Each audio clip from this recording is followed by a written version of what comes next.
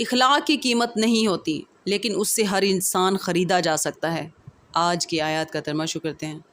پناہ مانگتی ہوں اللہ کی شیطان مردود سے۔ شروع اللہ کا نام لے کر جو بڑا مہربان نہایت رحم والا ہے، یعنی ہمیشہ کی بہشتوں میں جس کا اللہ نے اپنے بندوں سے وعدہ کیا ہے کہ جو ان کی آنکھوں سے پوشیدہ ہے۔